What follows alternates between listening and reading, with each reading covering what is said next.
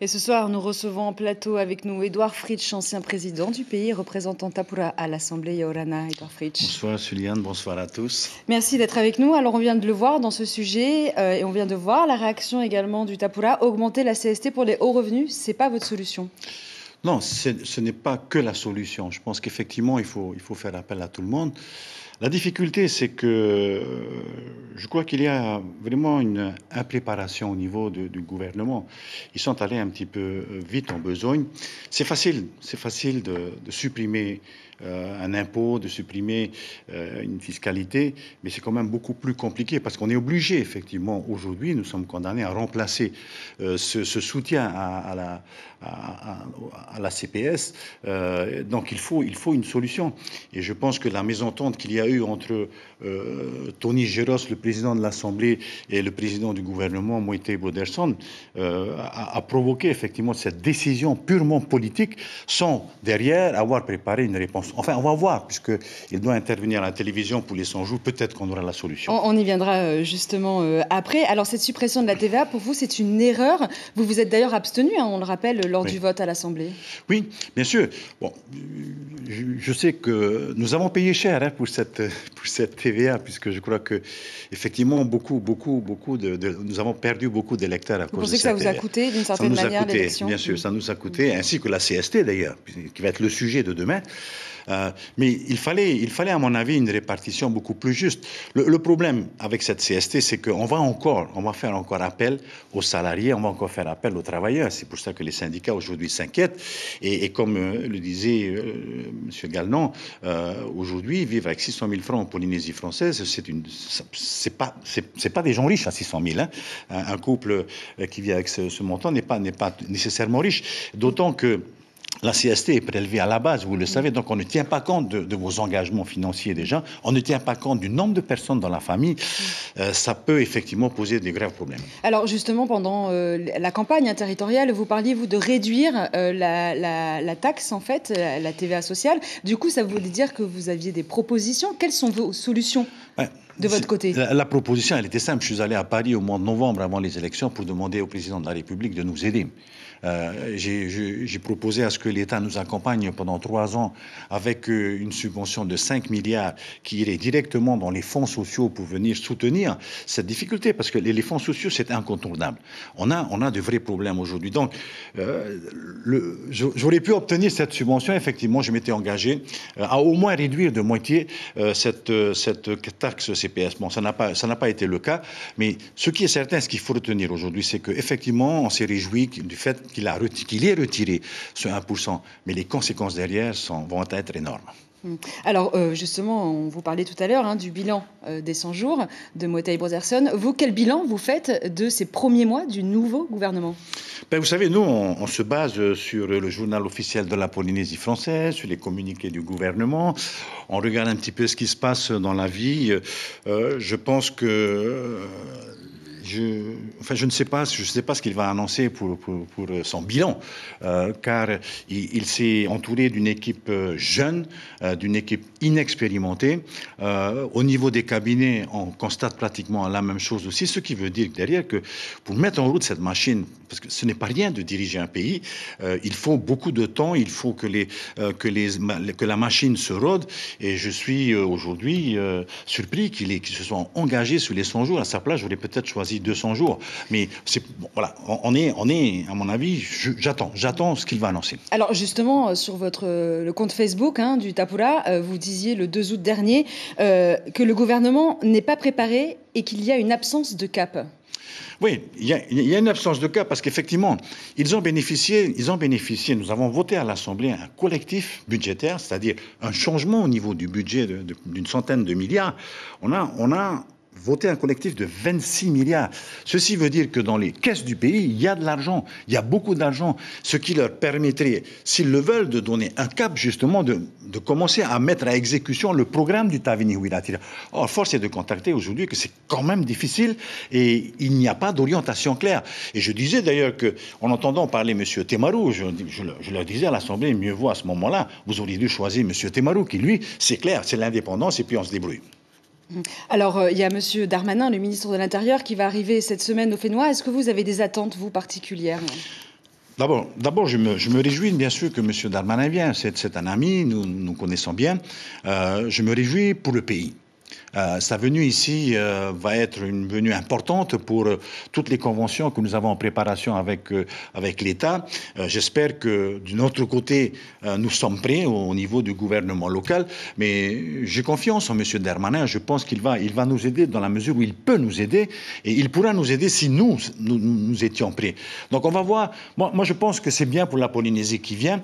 Il vient d'annoncer ce matin qu'il allait vraisemblablement se présenter aux prochaines présidentielles. Bon, c'est bien. C'est bien de discuter avec un futur candidat comme cela.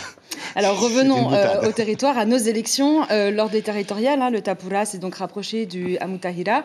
Où vous en êtes aujourd'hui de cette alliance? Est-ce qu'il y a des travaux qui sont en cours? Oui, nous nous sommes rencontrés encore la semaine dernière avec le président Floss.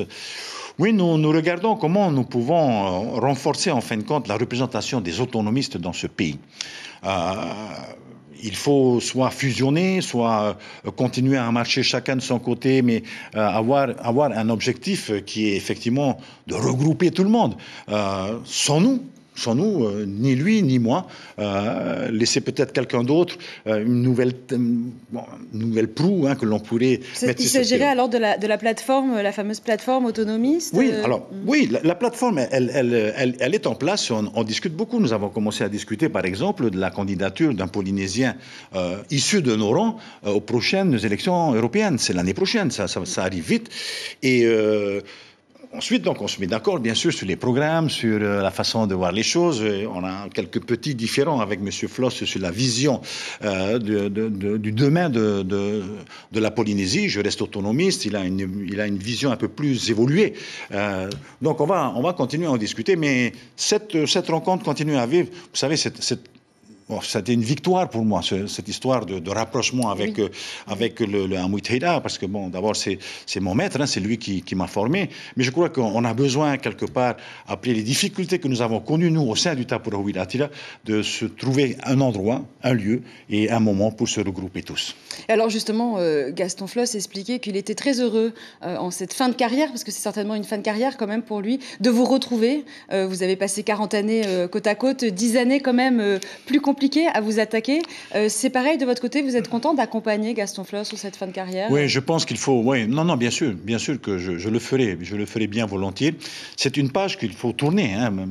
Le Tapura, le Amutahira. Aujourd'hui, on a besoin de se remettre en question. Il y a quelque chose qui n'a pas fonctionné avec tout le boulot que nous avons fait. Il faut reconnaître que voilà, on a peut-être fait des erreurs, mais aussi on a peut-être eu une vision qui ne correspondait pas à ce que la population attendait. Donc, on va travailler ensemble, son expérience et mon expérience, pour essayer de trouver la bonne équipe pour demain. Merci beaucoup. On vous retrouve tout de suite après ce sujet et justement place au sport et au surf. Day off encore aujourd'hui à Taupo, waiting period qui se poursuit pour les surfeurs de la Seychelles Tahiti Pro.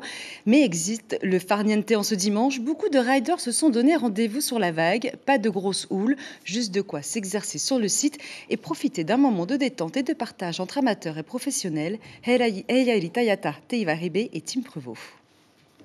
Sur la vague de Taupo, tous les niveaux sont représentés. Puisque les conditions ne sont pas favorables à la compétition, beaucoup ont pu venir s'exercer sur le spot, un lieu mythique qui fait rêver les surfeurs de toutes les générations. Je suis honorée quand même, c'est la première fois que je surfe une vague comme ça, alors que normalement je les vois que en vidéo. Ça me fait plaisir, mais j'aimerais aussi être surfeur pro comme ça.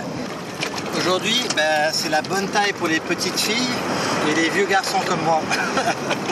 C'est plaisant, c'est choco, mais ça reste toujours dans l'esprit du travail parce que je suis dans les water patrol et moi, ça me permet de m'habituer à la vague. Certains surfeurs pros ont aussi profité de ce day off pour se dégourdir un peu. Pas de compétition, pas de stress.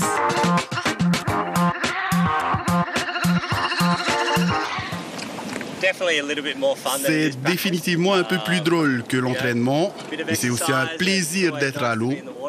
Bref, les deux font plaisir. Journée de compétition, il faut rester concentré. Tu as le souffle coupé, tu dois être sûr d'avoir les bonnes vagues en 30 minutes, alors qu'en free surf, tu as toute la journée. Les vagues et les séries s'enchaînent sous le regard des officiels qui, pour l'occasion, se sont aussi jetés à l'eau. Ça fait toujours plaisir de revenir à Teahupo'o et d'avoir l'occasion d'aller à l'eau. Le début de la compétition a été assuré, espérons que ce sera bon pour les prochains jours. Il faut en profiter maintenant. Je pense que la houle va s'améliorer mardi et mercredi. Il faut espérer que le vent soit bon pour que les vagues arrivent et que les surfeurs aient de superbes conditions sur le spot. En attendant la reprise de la compétition, tout le monde profite comme il peut. Il reste encore 7 jours avant la fin officielle de la Shiseido Tahiti Pro. C'est une compétition qui est scrutée à la loupe en ce moment. Le ministre de l'Intérieur devrait s'y rendre lors de sa visite au Fénois. Observé par le comité olympique, le site est aussi au cœur des polémiques. Monsieur Fritsch, je me tourne vers vous. La dernière polémique en date se porte sur le montant des tours, des juges qui aurait presque donc doublé. Oui. La ministre des Sports se dit être liée par les décisions du gouvernement précédent. Que répondez-vous à ça ? Vous savez, pour cette tour, comme pour le reste, l'aménagement qui a été réalisé sur Vaira'o, Teahupo'o, on fait l'objet d'appels d'offres. Nous avons lancé, ce n'est pas des négociations avec des entreprises, c'est des appels d'offres. Et effectivement, comme vous le savez, vous l'avez dit souvent ici, tout a augmenté avec l'inflation internationale et en particulier les matériaux, puisque nous changeons de matériaux pour la construction de cette tour. Ceci dit, non, ne vous inquiétez pas, tout a été fait d'une façon transparente, y compris pour le bateau qui a été retenu. Nous l'avons effectivement lancé. Ma grande joie aujourd'hui, mon grand bonheur, c'est que Moetai Broderson ait décidé de continuer. Ça, c'est important. C'est important que ces Jeux-là se déroulent en Polynésie française. Il y a toujours des difficultés, mais il faut passer au-delà parce que cette occasion, elle est unique et je pense que nous serons les seuls dans la prochaine décennie à avoir bénéficié de cet avantage que nous donne la métropole d'organiser le surf ici en Polynésie. Et alors justement, vous en avez beaucoup discuté avec Moetai Broderson et son équipe Non, je ne suivais pas directement cette affaire. C'est le ministre des Sports qui avait l'opération, mais tout était bouclé. Et effectivement, nous avions programmé des montants de financement sur l'année 2023 avec une possibilité de renflouer à cause des rectifications des prix que nous avons observées. Mais ce qui était sûr, c'est que ces Jeux ont été financés à 100%. L'État a bien participé. Je regardais encore le montant de l'investissement de l'État sur le Teahupo'o, ça tourne autour du 1,5 milliard. J'entends dire que l'État a beaucoup participé. Bien sûr que c'était nous. Nous avons demandé que ce surf se passe chez nous, donc nous devons aussi mettre la main à la poche. Merci beaucoup, Edouard Fritsch, d'avoir été avec nous ce soir et d'avoir répondu à toutes nos questions. L'information en continu sur Polynésie la première, Internet et réseaux sociaux.